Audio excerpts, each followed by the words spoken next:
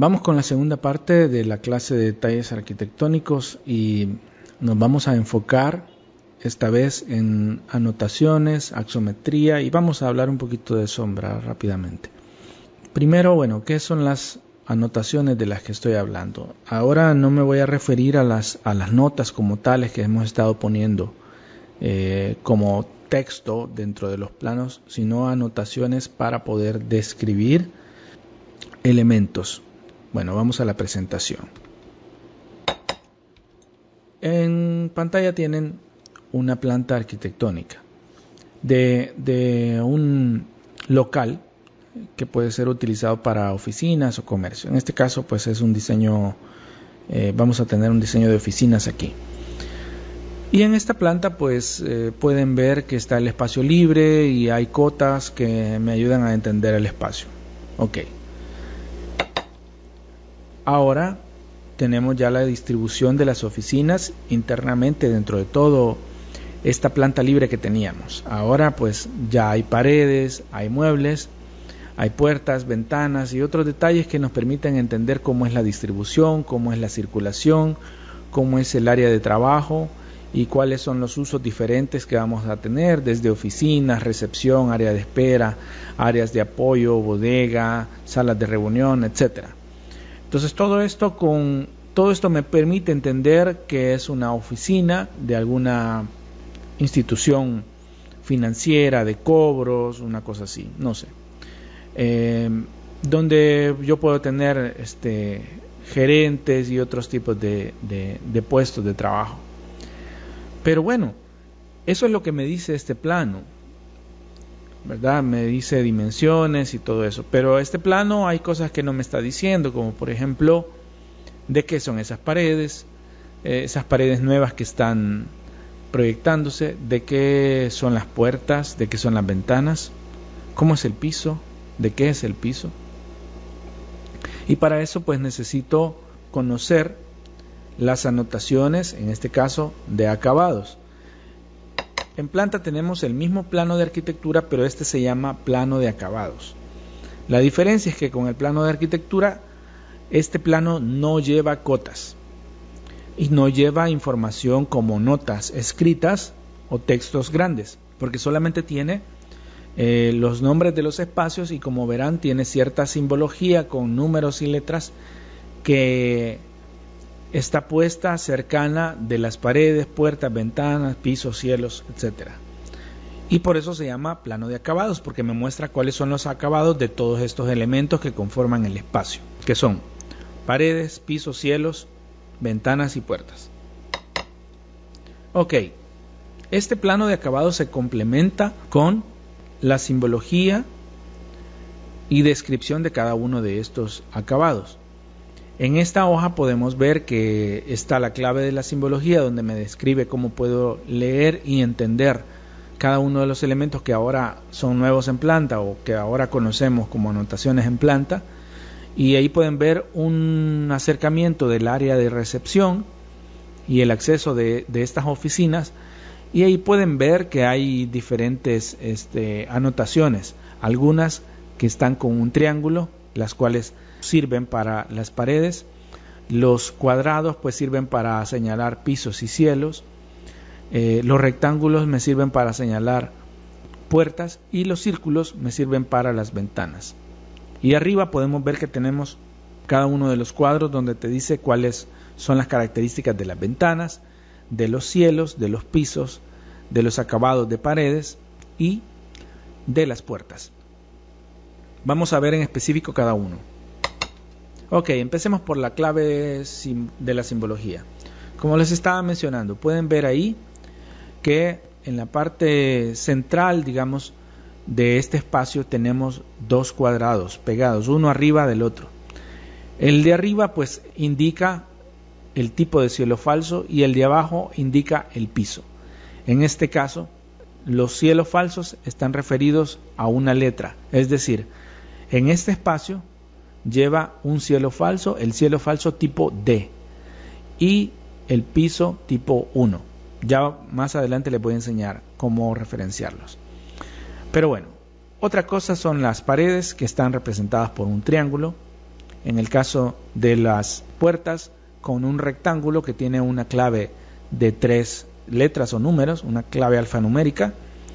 Y en el caso de las ventanas, pues tenemos un círculo. Además de eso, pues también tenemos otra simbología aquí que nos puede ayudar a identificar ejes de columnas y también niveles. Ahí te explica que están anotando los niveles y los ejes.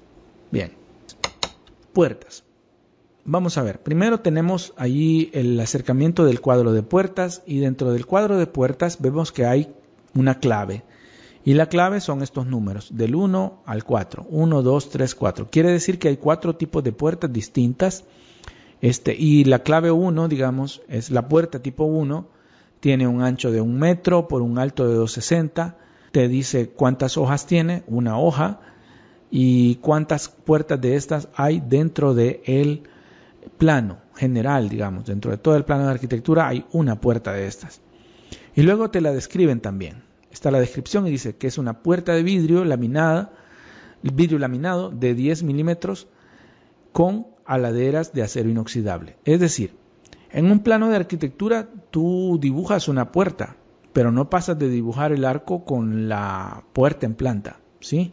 Pero no sabes de qué es. Puedes saber cuánto mide, sí, porque puedes saber cuánto mide poniéndole cotas al plano. Pero en la planta no sabes cuánto tiene de alto, tendrías que ver una elevación o una sección que esté pasando por ahí para poder ver cuánto mide de alto. Entonces para eso sirve el plano de acabados, para poderte decir rápidamente cómo es la puerta, poderla describir. Te la describe, también te dice cuántas hojas tiene. Si fuera una puerta de 2 hojas, pues te diría ahí que tiene 2.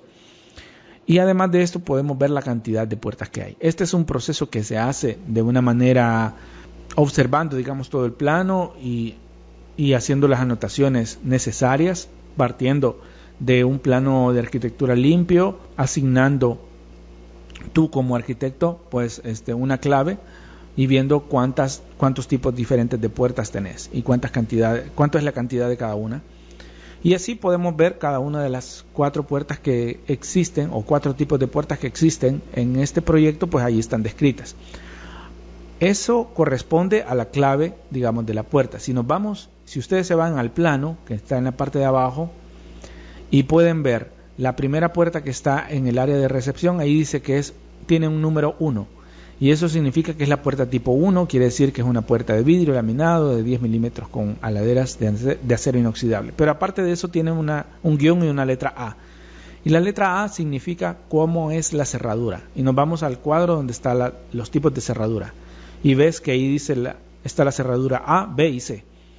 La A es el pasador al suelo. Quiere decir que tiene un pasador en la parte inferior de la puerta. Y vámonos otra vez a la simbología. El rectángulo de la puerta dice 1-A-1. El tercer número, o digamos la simbología que está al final, ese 1 significa el material que va sobre las puertas, es decir, de qué está hecha. Entonces te vas al cuadro donde dice material sobre puertas y el material 1 es vidrio. En este caso, pues el material 2 es tabla roca con refuerzo. Podríamos buscar una puerta que tenga este material. En la bodega está esta puerta, por ejemplo. Es una puerta tipo 2 con el tipo de cerradura B, con el tipo de puerta, tipo de material 2. Entonces vas al cuadro de puertas y ves, el tipo 2 dice es una puerta de madera corrediza. Ok, es corrediza, no es de abatir. La cerradura es la tipo B, es una llave afuera, es decir, de doble llave. Y el material con el que está hecho, pues bueno, es tabla roca con refuerzo. Es el número 2. Ok, entonces así podés saber o podés definir cuáles son las características de una puerta fácilmente, utilizando este tipo de anotaciones en un plano de acabados. Lo mismo pasa en el caso de las ventanas. Siempre seguimos viendo la misma área. Ahora podríamos ver que tenemos una ventana en la sala de reuniones. Ven la simbología que dice hay dos ventanas. Hay una a la izquierda y una a la derecha. Vamos a ver la de la izquierda. Dice que está este círculo que tiene una línea al medio y arriba tiene una B y abajo tiene un número 1. Entonces quiere decir que esta es la ventana 1. Y entonces te vas al cuadro de ventanas y buscas el que dice B1. Y ahí dice que tiene un ancho de 3,77, un alto de 2,80, que tiene una repisa de 80 centímetros. Número de cuerpos dice que es 1 y cantidad 1. Quiere decir que hay una ventana de este tipo en todo el proyecto y que es una ventana de un solo cuerpo. Y luego está la descripción. Dice que es marco de aluminio anodizado y es un vidrio fijo. Veamos la otra ventana que estaba a la derecha de esta sala de reuniones. Es la D1. Entonces buscas en el cuadro de ventanas el D1 y te dice el ancho, el alto, la repisa, los números de cuerpos. En este caso son 2 cuerpos. Y dice que es solamente una dentro de todo el proyecto. Y luego está la descripción que dice que es una división de vidrio laminado con perfilería en acero inoxidable. Ok, entonces esta es la manera de cómo poder describir una ventana o varias ventanas, todas las ventanas de un proyecto utilizando un plano de acabados. Vamos al siguiente tipo de anotación, que sería pisos y cielos. Estos están representados por 2 cuadrados unidos, uno arriba del otro. El de arriba, como ya dije anteriormente, representa el tipo de cielo. Y en este caso solamente tenemos un tipo de cielo y es el tipo A. Y entonces tú te vas al cuadro de cielos donde están los materiales y acabados y ahí te dice que el cielo es de tabla roca, pasteado y acabado con pintura blanca, acabado brillante. En el caso del piso, si vemos en la recepción, el piso tenemos piso 1 y vamos y leemos qué es el piso. Tipo 1 es de cerámica de 60 por 60 centímetros aproximadamente. Ok. En este caso, pues podríamos tener una descripción todavía más detallada del piso. Por ejemplo, vamos a ver el caso del piso, el piso 2, vemos que dice que es una alfombra modular de 50 por 50, interior, plataforma, y ahí te dice unas especificaciones. Interfloor, plataforma, ese es el color y el código. Entonces así, dependiendo del espacio, podríamos nosotros asignar diferentes tipos de piso, cosa que no se puede ver siempre en un plano de arquitectura, o no podemos dibujar texturas diferentes para cada uno de los tipos de piso para poder mantener la limpieza en nuestro dibujo. A veces es necesario cuando tenemos mucha cantidad de información como muebles y otras cosas, pues optamos por tener un plano de acabados con la simbología y este tipo de anotaciones que nos ayuden a describir el espacio. Bien, siempre con los acabados vamos con la parte de las paredes. Veamos en la parte de la recepción hay una pared curva en la parte de arriba, la cual tiene 2 acabados de pared. Quiere decir que del lado de la recepción, si yo estuviera parado enfrente del mueble de la recepción, yo vería una pared curva y el acabado sería el tipo A. Me voy al cuadro de acabados y dice que es una pared curva de ladrillo de 27 por 7 pintado con pintura Sherwin-Williams y te dice el código de la pintura y el nombre Inkel en acabado mate. Esta misma pared, por la parte de adentro, donde hay unos módulos donde hay personas trabajando, módulos de trabajo, es el acabado D. Y vamos y leemos en el cuadro de acabados y dice pared de tabla yeso reforzada, pintada con pintura Sherwin-Williams en color blanco, forrada de vidrio curvo laminado transparente de 10 milímetros. ¿Ok? Entonces ahí te especifica qué color tiene, cuáles son los materiales y cuáles son las características de estos materiales. Puede ser grosores, colores, acabados, si es liso, si es mate, si es X o Y, si lleva pintura, no lleva pintura o qué es lo que lleva. Veamos otro ejemplo, el caso de la pared de la bodega, entre la bodega y la sala de reuniones. Tenemos que de los 2 lados tiene el mismo tipo de acabado, que es H. Si buscas en el cuadro de acabados, el H dice pared de tabla yeso pasteada y acabada con pintura color blanco mate. Ok.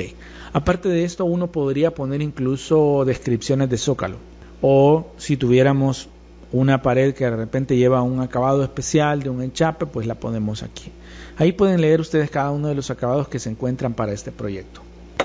Entonces, retomamos esta parte de la simbología para que ustedes puedan entender que en un espacio como el que está puesto en este ejemplo, Adentro de ese espacio nosotros podemos definir cuáles son los acabados para piso, para cielo, para cada una de las paredes, puertas y ventanas.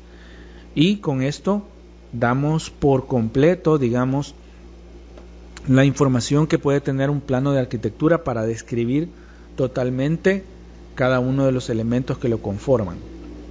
Ok, vamos a ver un recurso adicional a lo que hemos estado viendo de detalles, porque esta simbología de acabados, estas anotaciones de acabados, pues nos sirven para poder utilizarla en los planos de detalle que hemos visto en la primera parte de esta clase.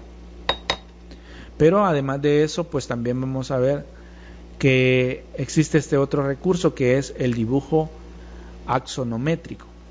Y bueno, en ese sentido, ¿qué es el dibujo axonométrico? La definición sería, bueno, es un sistema de representación gráfica que consiste en representar elementos geométricos o volúmenes en una superficie plana, en un dibujo, mediante una proyección paralela que está referida a 3 ejes ortogonales. Cada una de las 3 direcciones de estos ejes conserven las características del espacio, como altura, anchura y longitud. No se preocupen si no me entienden el concepto, ahorita se lo voy a explicar. Esto que tienen en pantalla, que está de lo que estaba hablando, pues es un dibujo axonométrico del plano que estábamos viendo. Y es un recurso que nos permite ayudar a comprender de una manera súper rápida cómo es internamente en 3 dimensiones el espacio. Cómo es la recepción, cómo es ese espacio con la pared curva, las salas de reuniones y los espacios internos de trabajo de cada una de las personas que trabajan en esta oficina, ya sea que están en cubículos o que están en una oficina individual. Ocupamos también este dibujo para poner estos números que me indican cada una de las áreas. Es lo mismo, nada más que viéndolo desde el otro sentido para poder entender mejor el espacio. Entonces, una vista axonométrica o isométrica me ayuda a poder entender en 3 dimensiones rápidamente lo que anteriormente entendí con un plano de arquitectura, con una sección todavía a mejor detalle. Entonces, hablemos de qué es la axonometría o la isometría. Bien, tenemos estos 3 tipos ahorita en pantalla. Aquí podemos ver los 3 ejes de los que estaba hablando. En este caso, pues tenemos un cubo que lo hemos dibujado en los distintos tipos de isometría, ¿no? O de axonometría. El primero es caballera, se llama ese tipo de dibujo, donde ponemos en base a la línea horizontal, ponemos uno de los ejes horizontales, el otro eje que podría ser, digamos, ancho y largo, el siguiente eje pues lo ponemos a 45 grados, y el eje vertical, que me da la sensación de volumen o longitud o altura, pues lo dibujamos precisamente vertical a 90 grados con respecto a la línea horizontal. Y así podemos dibujar un cubo en 3 dimensiones. Pueden ver que tiene las líneas punteadas para poder entender cómo es la totalidad del elemento. La otra es la vista isométrica, que se dibuja pues a partir de la horizontal. 2 de los ejes están inclinados a 30 grados y luego el eje de la altura o el eje Z, digamos, si llamamos a los otros ejes X y Y de una vista en planta, el eje Z, que sería la altura, pues lo dibujamos vertical siempre. Y en este caso pues tenemos esta vista isométrica, que creo que es con la que muchos han de estar familiarizados y que han de haber conocido en las materias anteriores. Por último tenemos la representación de axonometría tipo militar, y esta pues siempre sigue siendo paralela, pero la diferencia es que 2 de los ejes están a diferentes ángulos. Uno está a 30 grados y el otro está a 60 grados, de tal manera que formen entre ellos siempre los 90 grados. Es decir, que nosotros podríamos poner un plano en planta, digamos, con esta forma, así inclinado con respecto a la horizontal 30 grados y 60 grados con respecto a la otra, y luego dibujar líneas verticales para poder dar la sensación de volumen. Es decir, si este cubo en planta pues es un cuadrado nada más, si nosotros lo ubicamos en esa posición a 30 grados con respecto al horizontal de uno de sus ejes y luego dibujamos las verticales, podemos obtener la vista tipo militar. Aquí tenemos ejemplificado mejor lo de los tres ejes. Tenemos la línea horizontal a 0 grados y el dibujo isométrico, pues ya lo dijimos, está a 30 grados ambos de los ejes X y el Z lo tenemos vertical totalmente, a 90 grados con respecto al horizontal. También tenemos este otro tipo de dibujo que es cuando lo hacemos a 45 grados. Cada uno de los ejes. La ventaja de este dibujo a 45 grados, que ya es un axonométrico, no es un isométrico.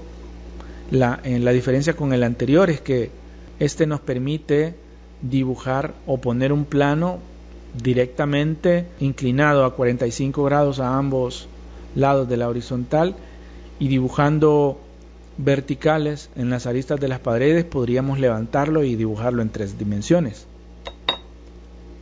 Una forma rápida de poder entenderlo es como si lo viéramos con este ejemplo. Primero tenemos en planta, en la parte de arriba tenemos esta trama, todas las líneas están inclinadas a 30 grados una con respecto a la horizontal y dibujamos líneas paralelas y es como si estuviéramos viendo un cuadriculado pero a 30 grados. Y luego sobre él podríamos en la vista de abajo a la derecha, si dibujamos líneas verticales, pues vemos que coinciden todos los puntos y de esta manera podríamos dibujar cualquier figura geométrica en 3 dimensiones y hacer un isométrico, como si tuviéramos una plantilla. Y bueno, aquí tenemos un dibujo isométrico hecho con esa técnica, digamos, y donde ya hemos eliminado la plantilla y solamente nos quedamos con la figura. Me imagino que ustedes hicieron ejercicios de este tipo dibujando isométricos a partir de elevaciones, plantas o secciones, o al revés, dibujando a partir de un isométrico sus plantas, elevaciones y secciones o vistas laterales. Entonces, ¿por qué estamos hablando de todo esto? Bueno, porque como en el primer ejemplo que vimos de el axonométrico o isométrico de la planta de las oficinas, pues ahora tenemos otro ejemplo y esta es una vista, bueno, la vista de arriba es una vista de cómo se trabaja en Revit. Probablemente en la parte del laboratorio vean ya la parte de cómo ejecutarlo, pero ahora solamente estamos viendo cómo se trabaja ahí. Esta es la vista en 3 dimensiones de Revit de un espacio, el cual tiene el amoblamiento interno, tiene las paredes, parte del piso y bueno, esa es la parte de arriba, ¿no? Solamente está proyectada la sombra para poder entender un poco más el volumen y en la parte de abajo está proyectado con materiales para poderlo entender de una mejor manera.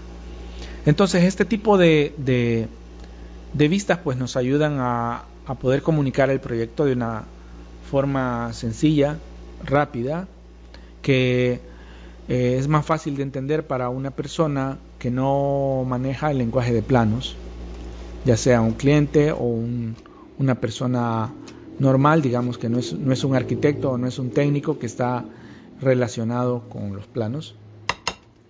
Este es otro ejemplo y aquí estamos utilizando la axonometría para poder describir un edificio de varios niveles. La idea aquí es que cada uno de los niveles está explotado, es decir, uno arriba del otro, y de manera fácil podemos entender cómo se comporta un nivel superior arriba del inferior. Podemos comprender cómo es la cubierta del techo y qué paredes están sobre qué paredes o qué estructura está sobre una estructura inferior y así. Y bueno, tenemos a mano derecha la totalidad del edificio, siempre en axonometría, y en la parte de abajo una perspectiva con materiales.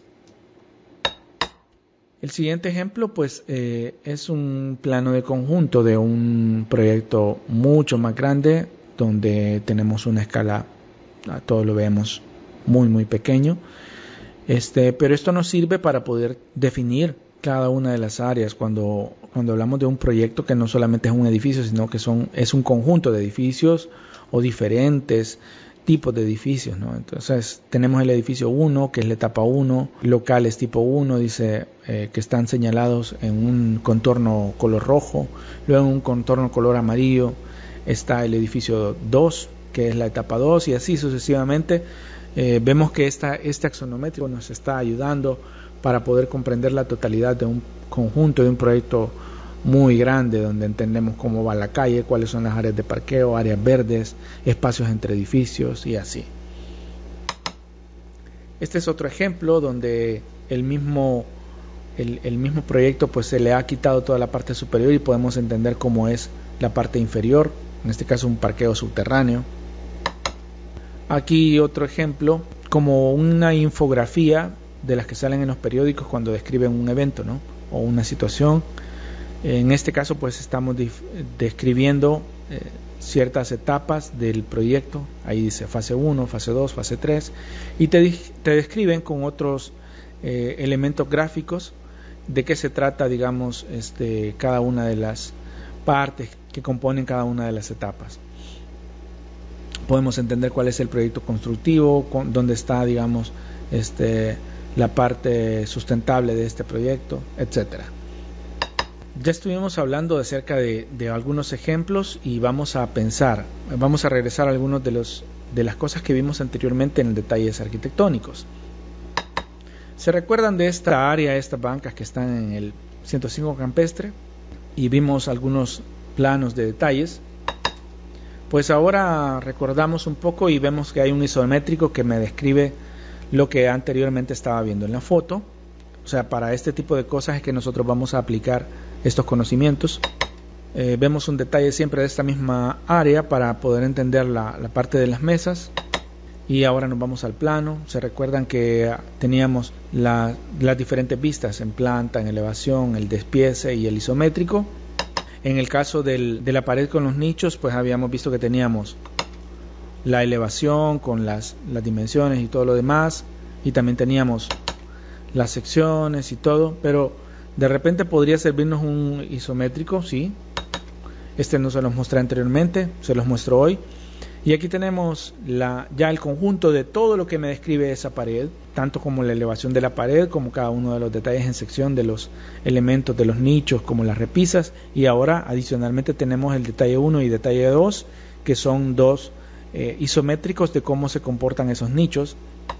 Aquí lo vemos en detalle. Y en el detalle pues podemos poner cotas, utilizar esto que estaba hablando de las texturas y las líneas punteadas para poder entender qué es lo que está detrás de la pared. Otro ejemplo de cómo utilizamos, siempre en el mismo proyecto, de cómo utilizamos un isométrico para describir de una manera más eficaz todavía una sección o una elevación. Hay diferentes secciones de esto. Y ahora vemos el isométrico en grande.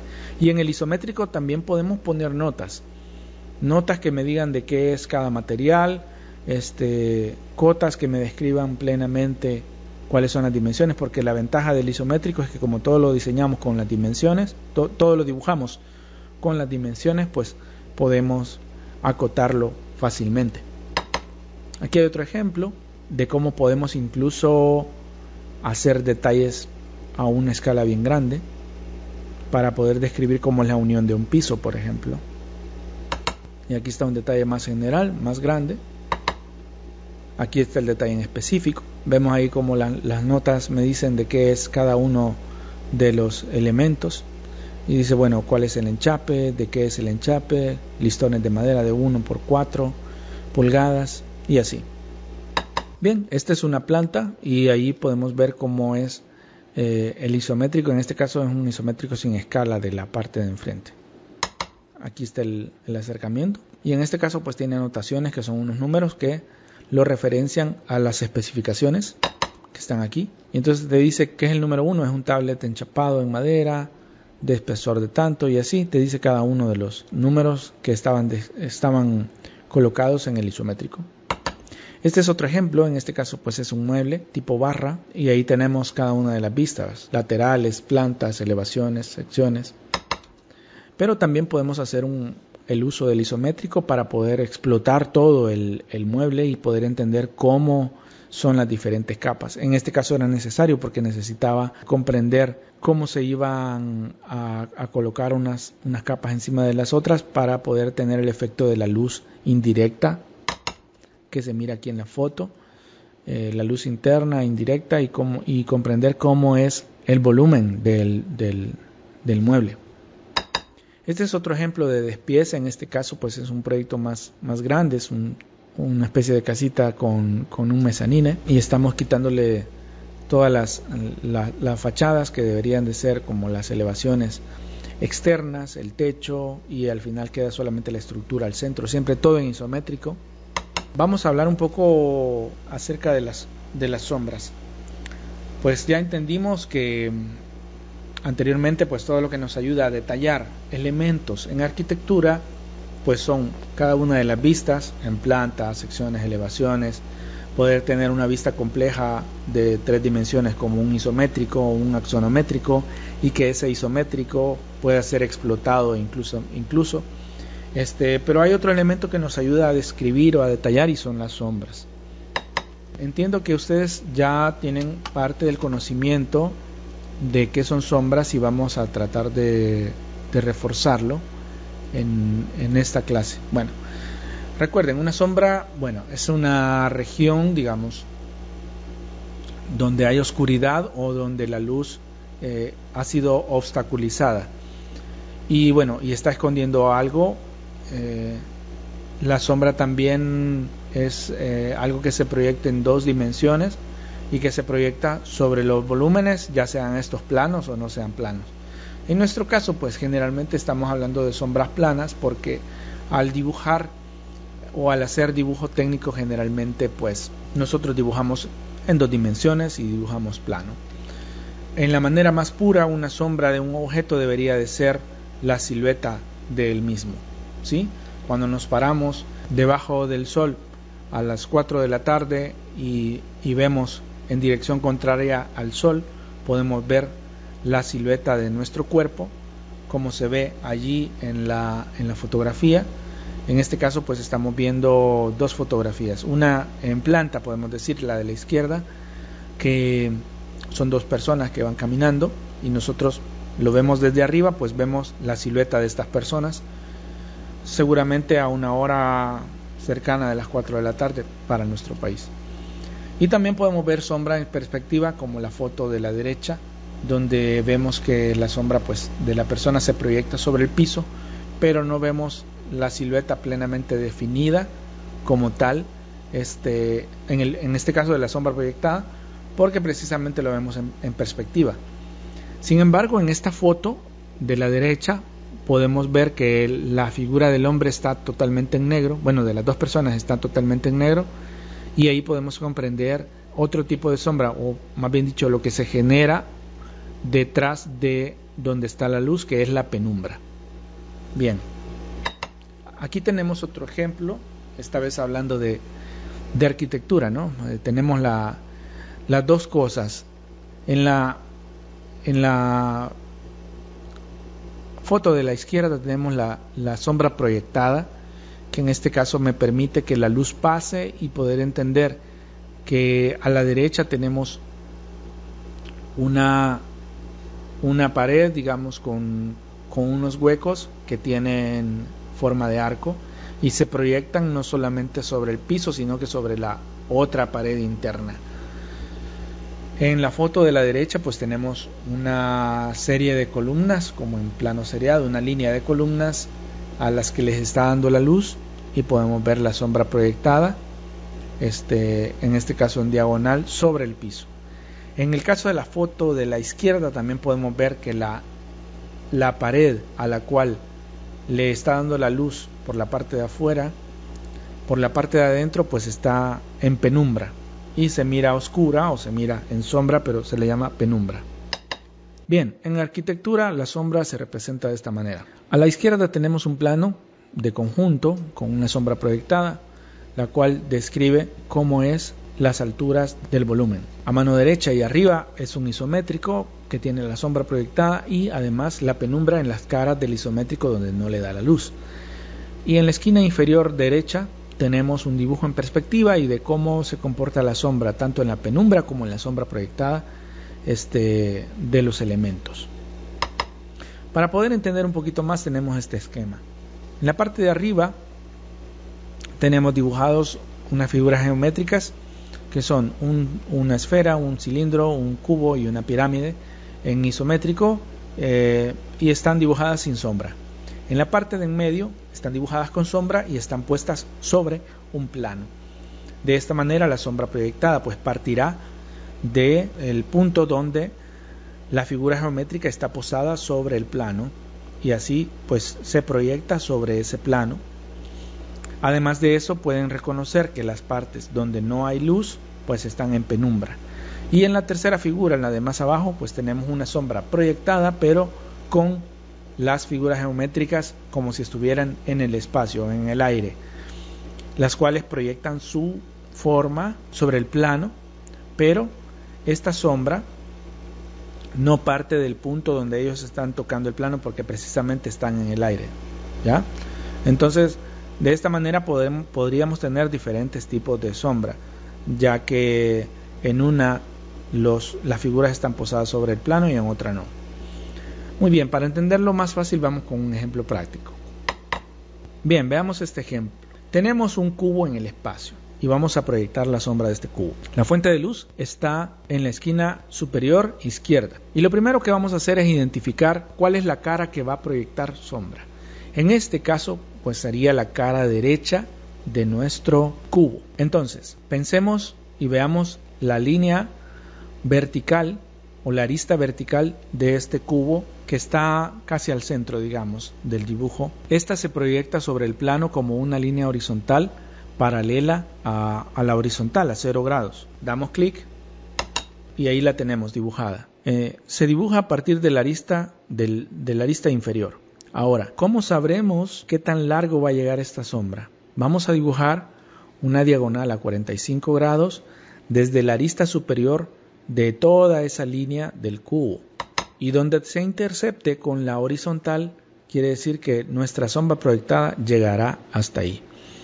Vamos a hacer lo mismo con la siguiente línea vertical del cubo para poder proyectar la sombra de toda la cara derecha. Primero trazamos la horizontal en la arista inferior y luego vamos a trazar la línea a 45 grados desde la arista superior hasta donde se intercepta con nuestra línea horizontal. Ok, ahora ya tenemos cómo es la sombra de dos de las aristas verticales de esa cara. Y lo que tenemos que hacer para poder entender cómo es el área, simplemente unimos los dos puntos que ahora encontramos, así. Y ahora ya sabemos que esa es la sombra proyectada de toda la cara lateral derecha, digamos, de este cubo, la cual se encuentra en penumbra. Vamos a proyectar también la sombra de la cara posterior del cubo, la cual está atrás, no la vemos, y para eso pues identificamos las dos líneas verticales de esa cara. Una ya la conocemos porque comparte, digamos, la arista con la cara posterior, así que solamente vamos a sacar la que está atrás. Primero trazamos la horizontal y luego vamos a trazar la línea 45 grados desde la arista superior. Donde se intercepten, ahí es el punto donde sabemos que llega nuestra sombra proyectada. El siguiente paso pues es trazar una línea entre estos dos puntos que conocemos y ahora ya tenemos toda la cara, toda la sombra proyectada de la cara posterior. Esta cara está en penumbra, por lo cual vamos a colocarle un gris claro y ahora vamos a rellenar lo que sería la sombra proyectada. ¿Qué es esto? Digamos, en términos generales, este es el método universal para poder sacar una sombra de un elemento en isométrico o en axonométrico. Funciona de la misma manera. En ese sentido, pues vamos a dejar la clase hasta aquí y les recomiendo que puedan revisarla las veces que sea lo necesario para poder entender cada uno de los aspectos que hemos hablado para hacer la parte de detalles arquitectónicos y describir de mejor manera proyectos utilizando los recursos que ya sabemos: plantas, secciones, anotaciones y en este caso pues isométricos y sombra. Nos vemos en la próxima clase.